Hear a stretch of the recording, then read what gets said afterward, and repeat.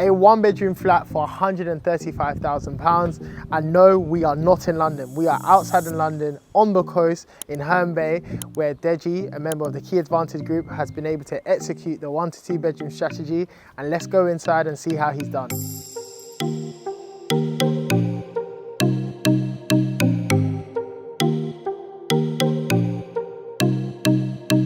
Now I'm standing with the man himself, Deji. So please just tell us a bit about yourself and your background. Yeah, so my name's Deji. I'm a geologist by day and just getting my foot stuck in the property development world. And I know so many people, as we just had off camera, basically say they don't know what a geologist is. Yeah. So in the most simplest term, what is a geologist for those that don't know what it is? So for me specifically, I work in pre-construction. So it's mainly helping developers turn a piece of land into something they can develop. So that could be looking at contamination, making sure you're building a platform that's strong enough to hold the structure you're building. So little things like that. Yes. Without going into too much detail. So essentially, is that where your aspirations for property came from, or was it prior to that? Probably prior to that. I want to use property as a way to develop generational wealth. So a quick one, right? So you're by day, you're helping people being able to construct their properties, land, making sure that the land is suitable for what they're trying to do. So again, you starting with these types of projects, is the goal to go into that sort of space? Yeah, eventually I want to do ground up developments and acquire land to build on for myself, definitely. I think you're in a perfect position because now you can start leveraging your own expertise in your own projects and start saving money. And that's when you're going to really realize, I know a lot of people with their day jobs, they're like, yeah, I can't wait to leave my day job, just want to do my own thing. But with your day job, it's going to pay very well in the future when you're saving all those costs and you've got all the contacts and you can get all those things done easier.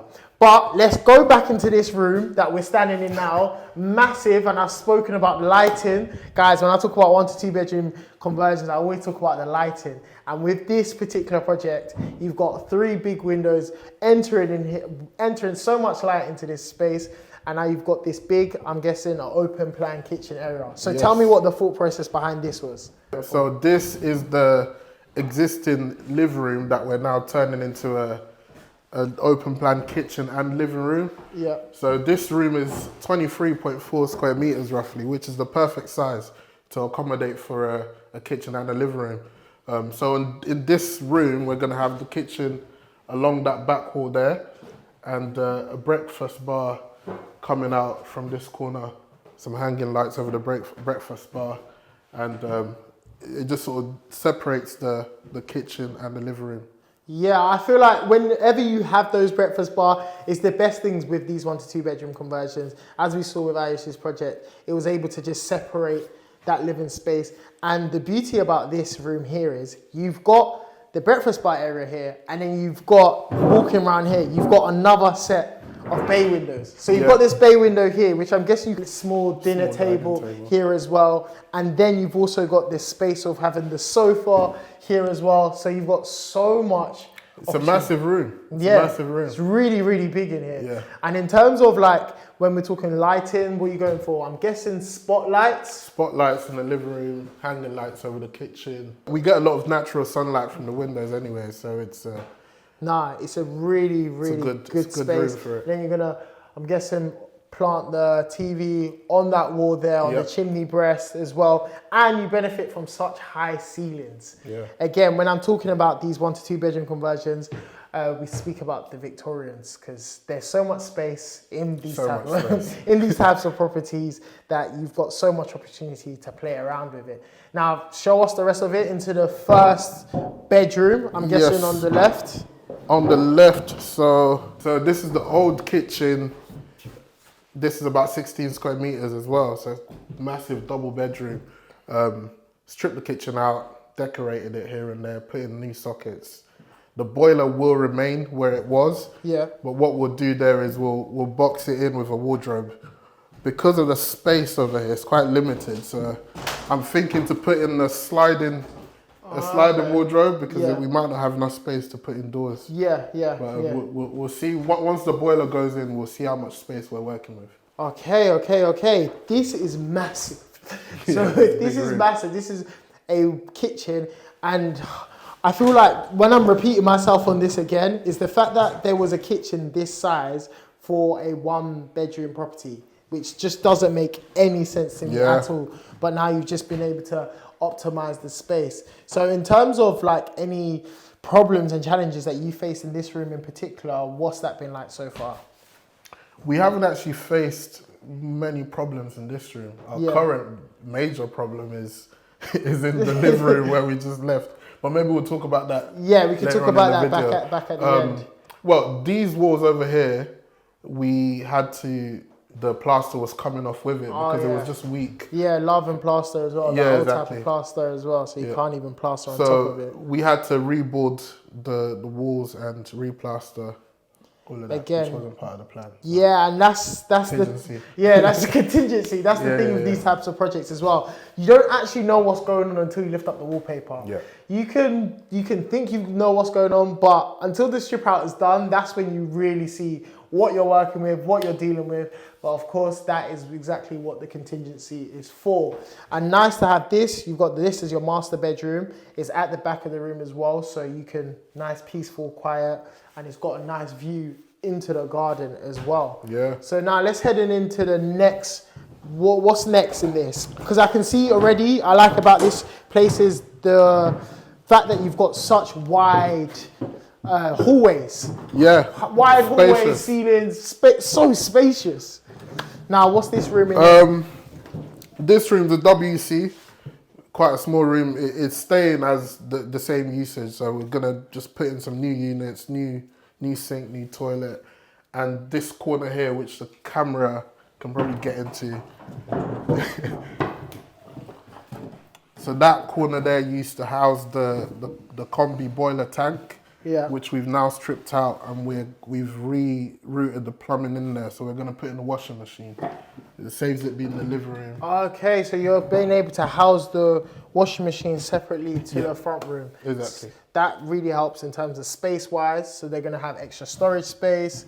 Noise as well, to be fair. And that's one thing you don't always consider, but the noise of even just having the washing machine always running, so that will help on that side of things, and they'll have extra cupboard space. Really good point to it as well. So is this making use of dead space? As I'm going through, I'm just super impressed. And I know I've said it so many times, but it's just super impressive seeing all of this. No, it does make you think. It doesn't make sense to have this property as a 1-bed. It's just not optimizing the full potential. Because how big is this property in total? In total, it's 67 square meters. Yeah, so 67 square meters, 70 square. That's easily a 2-bed. In London, that could be 3 bedrooms in some places. Yeah. So we briefly considered 3 bedrooms. We briefly considered it, but it just didn't make sense in the end. I think if you're talking on a rental perspective, in terms of looking at that market, then I think there'd be much more scope to look at it as a 3-bedroom property. But again, if you are looking to sell it on the back end, you're just trying to make sure you've got optimized space and a family that will come and fall in love with it. You've got the defined end user with it. Exactly. So this is the bathroom, as you can see, but previously had a shower in this corner and it's really outdated. Stripped it all out. Gonna replace the shower with a bath. New radiators, new vanity unit. Okay, so where's the radiator and vanity unit going? Radiator's going on this wall here. Okay, yeah. Vanity unit there. Nice. And the toilet. Well, it's going to be one of those combi vanity toilets. Oh, okay, yeah. Just to maximise the space. Yeah. So that's going to be in this corner here. And you've actually got a lot of space in here, to be fair. I would say this is a really good space. Okay, so what's the size of this room? This one is 6 square meters, maybe 6.2. Yeah, I would say about so. It feels like around 2 meters this side and probably like 3 meters that size, which is really good size again. It's a great size. And you've got the window there, so easy ventilation straight out there, everything's sorted. And in terms of colour, I can see you've gone for these nice beige tiles. What are you talking about there? Vanity units and everything else? Vanity units, we're going white as well. Yeah. We're going to go for a chrome standard. Yeah, so basically radiator. Just giving it like a clean palette. Yeah, a clean, fresh look, and whoever buys it has a clean palette to do whatever they want to do to it. If they do want to paint it a slightly different colour or not. Yeah, exactly, to be fair, because You've gone full tiles here, gone halfway up here. They can, if they wanted to add that color, I think just any color would make a big difference. Yeah, so definitely, just giving them the freedom to be able to do so makes complete sense. Now onto the final room. So when we're looking at here, this is another beautiful, beautiful room. You've got your original bedroom, I'm guessing now? Yeah, so this was the original bedroom. Yeah. So this was the original bedroom. This room has probably had the least amount of work done to it. Kept it as it is, just plastered the walls, new sockets and radiator positions.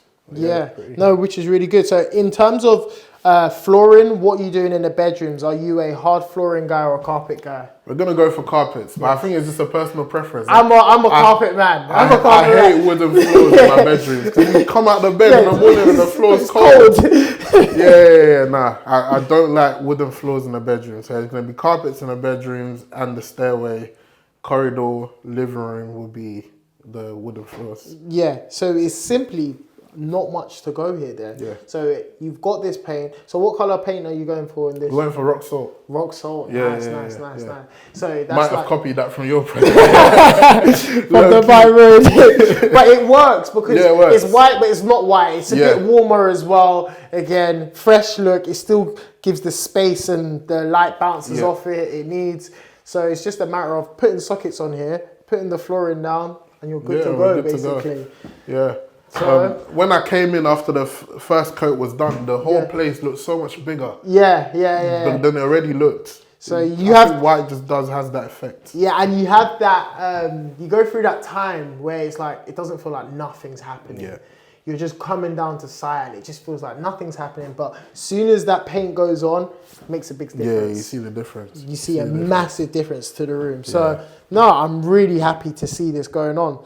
Now, before we said that we're going to quickly go in there to talk about one of your challenges in the front room.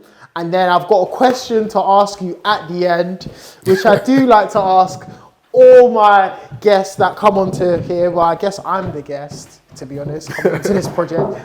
So I'm going to ask you a question that I like to ask all the guests and all the people that come to visit their sites, right? We've looked at this. We can see you've done first fixings done, plastering's done. You're literally there. You're literally a lot of money's been spent. A lot of money's been spent, right?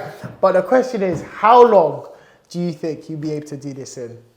I think we'll do it in 3 weeks. I nearly said 2 weeks. Yeah. I think 3 weeks because we still got all the flooring to do, the second fix in the bathroom, second fix plumbing.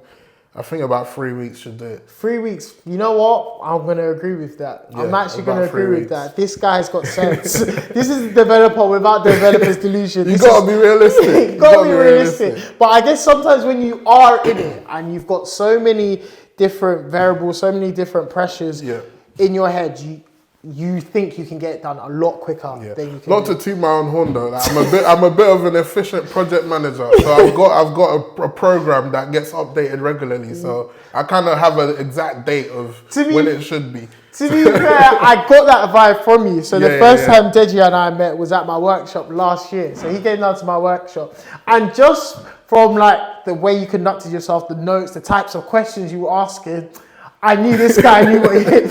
I just knew he was going to go out there and sort of like take action. And you just give me that, I know what I'm talking about. And I'm as efficient as possible, which is great. And I guess, I think, would you say also your profession helps you keep that sort of efficiency, hard working? What would you say? Where would you say that comes from? I think that's just my nature. When I decide I want to do something, I really apply myself. Yeah. Whether it's, getting in the gym and working out or any goal I have, I apply myself and try to get it done efficiently. My day job mainly gives me technical knowledge, not so much like, practical and all of that business. But it's just my mentality, really and truly. No, and it's amazing. So in terms of like the time frame, how long did it take you to find this deal? This deal took about maybe 3-4 months to find. Wow. Yeah, started looking properly March 23. Yeah. Made the offer July. Wow. Yeah, July 23. It's really good, man. And I think it only took that long because I got distracted by a few other ventures I was looking at. So I was looking to buy a local laundrette. Oh wow! Yeah. So that's a sick business, by the way. We can talk about that separately. Yeah, no, definitely. I was looking to buy a laundrette, so it was either that or property. So I actually started the process of negotiating the deal with the owner, but he had some crazy conditions that my mentor just didn't agree with. So were you looking to were you already had the mindset of going into property when you came to the workshop, or were you still trying to figure out? Oh no, I had the mindset of going into property. I was at that point. I was actively looking for the first deal. Okay, then the opportunity to buy that place came up, so it got me distracted. Right. Because I only had the funds to do one or the other. At that time, so. No, this is super impressive. So yeah, man. 3 weeks time, we're going to give you a visit when everything's all done. Fingers crossed. I know, and this is how I know this guy's super efficient, right? Let me tell you something. He's already got renders of this place, what it's going to look like when it's finished, and you're already considering going onto the market a bit earlier with the renders to build up some sort of hype around it, so that as soon as it does hit the market, it's already been snatched up, or you've got people queuing up for viewings as soon as the refurb is done. That is what you call a man of efficiency. It will be on the market hopefully in a week and a half. Just need to get my EPC sorted. Like, that is what you call a man of efficiency, which is really good to see. We're trying. But what we're going to do is, we're going to be coming back in a few weeks time, when you are completely done with the refurb, to showcase the final project. Again, super proud of you. Literally, from the time that I've seen you, and like, you've just, proven that you do this. You can do this. You put yourself to it. You applied yourself. And bro, I was inspired watching you do what you do. I don't know him from nowhere. I just saw this guy online, looks like me, not literally, but you know what I mean? So when you see people doing what you want to do, get in touch, learn from them and network and, get the knowledge to make it happen. And that's exactly the same impact you're going to have on someone else. They're going to watch that, and they're going to reach out to you, and they're going to you'll be able to give them that game. So on that note, where can they find you? You can find me on Instagram at Deji_J. That's the main place, really. Drop me a message. Let's connect. Exactly. And I told him already he should just start creating a channel, because even from the conversations we've had off camera, you're a very interesting guy. You've got so much going on. Even the laundrette business. I'm literally standing here like, what the hell is going on? But I'm sure there's a lot of value you can share out there. But again, when you do get bigger and you get comfortable and you get more time on your hands, please start sharing more things. I'll try. The content business is new to me, as you know, but I'll try. It's out of my comfort zone, but yeah, man. You travel, you're outside your comfort zone. Exactly. That's how you're going to grow. But for now, guys, remember to like, comment, share, subscribe. And what I'm going to do is I want someone to comment below how much you think he spent on this refurb. And the winner, I'll think of something for the winner. I'll have a really good price for the winner. But just comment below how much you think Deji spent on this refurb, and I'll catch you in the next video.